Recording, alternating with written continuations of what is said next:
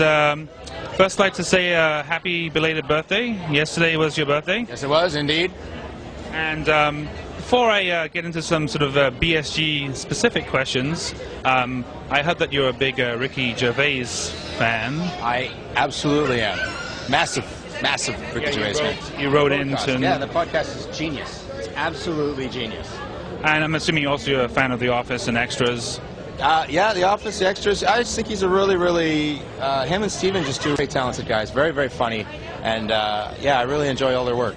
Are you a bigger fan of The Office or Extras? The Office, I'd say. Office. I find the Extras hard to watch. You know what? It's too close to home.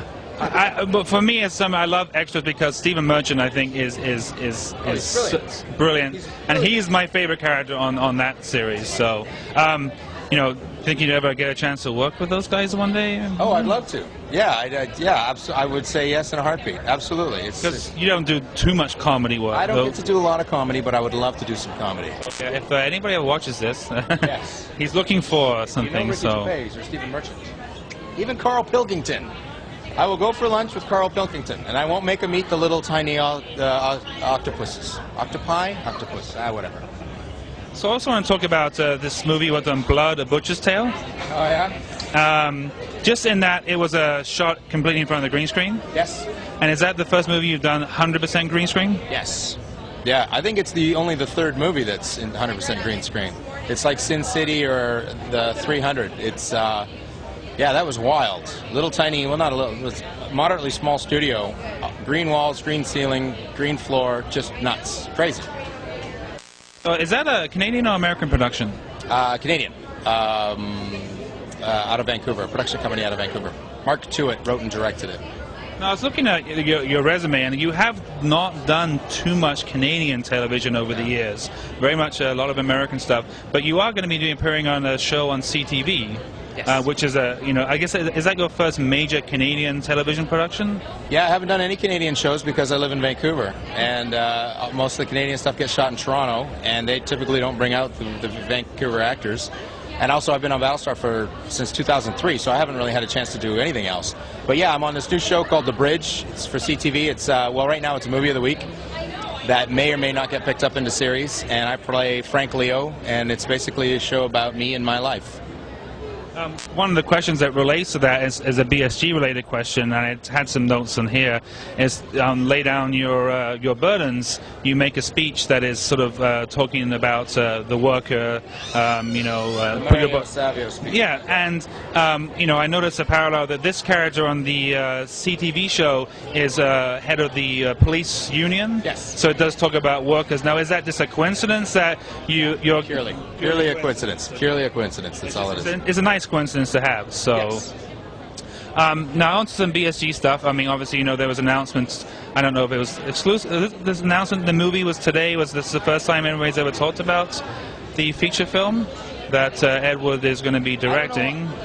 I don't know why everybody's so surprised. I mean, it's been common knowledge for, as far as I know, it's been common knowledge for months. We're doing a movie that spans sort of season 1 and 2. It's a story about Cavill and Tyrrell and Anders. It's going to be like Razor. It's going to get aired on TV and go straight to DVD. It's not a feature film. It's basically an extended episode. And we start shooting that in September, and we'll finish in September. So there's really not much more to it than that. Now, speaking of, Ed Wood directing the movie, and lots of the episode Escape Velocity, which was also directed by Ed Wood, that, to me was a very bold piece of television, because we had a scene with you pouring your heart out to Adama about Callie, and his reaction and your reaction to the whole thing was that you basically did something that I think on a lot of other shows could never be done, and then the fact that he was so disgusted at your feelings that he demoted you on the spot. Now, do you think that was, something that can only be done on a show like Battlestar Galactica? And did Ed Wood play a role, because he was directing that episode, in creating that very raw emotion that was very, very real, yet very, very daring, since your character is a very beloved character, yet your reaction to a lot of people in that episode was something that was so repugnant to a lot of people? That's just the writers. The writers wrote that, and then I just go with it. Eddie and I really didn't talk about it too much. He sort of lets me do my thing, and his belief is sort of have really good actors, have a great script, and then get the hell out of the way. So that's all he did with me in that episode, was just sort of get out of the way. And yeah, the Chief got busted down because he was insubordinate.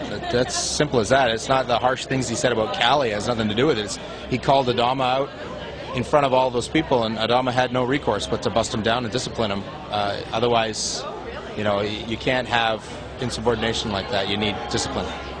No, I mean, I think as an actor, I would like to say that maybe do you think that working with the writers on BSG, are they some of the best writers you've worked with in television? Oh, without question.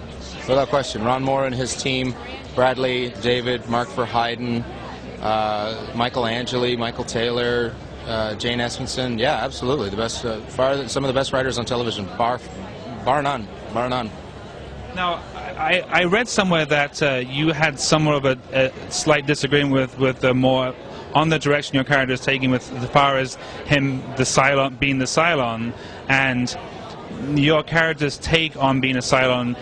Is that somewhat sort of related to your personal feelings about that choice of making him be that? That's all that was, and it was just a question. I wasn't really disagreeing with him. I thought that they were taking a very beloved character from the fans. By making him a Cylon, you make him somebody that the fans will hate, and I just did not want to marginalize the Chief or have people hate him. I think he's a great character, and so that's all it was. But as soon as I found out for sure, I called Ron and we talked for like an hour and a half, and he gave me all the reasons why, and by the end of the conversation I was completely won over, and I think it's a tremendous piece of writing and a tremendous storyline now. I absolutely love it. I'm honored to be, I love being a Cylon. But I think it's great that you as an actor, because you had those reservations, it does actually still come out in your delivery and in how you portray him. That, I mean, maybe some of those personal reservations are in the way that you the Chief doesn't want to be a Cylon. At the beginning, the Chief didn't want to be a Cylon, so you have to play against that, just sort of that not accepting. But I think the Chief got to acceptance faster than anybody else. It's sort of everything suddenly made sense to him. So that's part writing, and then that's also part actor choice, yeah. Well, I think we should wrap it up here. Do appreciate taking the time to answer some of my questions. And for you, so perfect. okay, well, thanks very much for taking our time, and looking forward to the next half of the final season. It ends very well. It ends very, very well. Great. Thanks very much.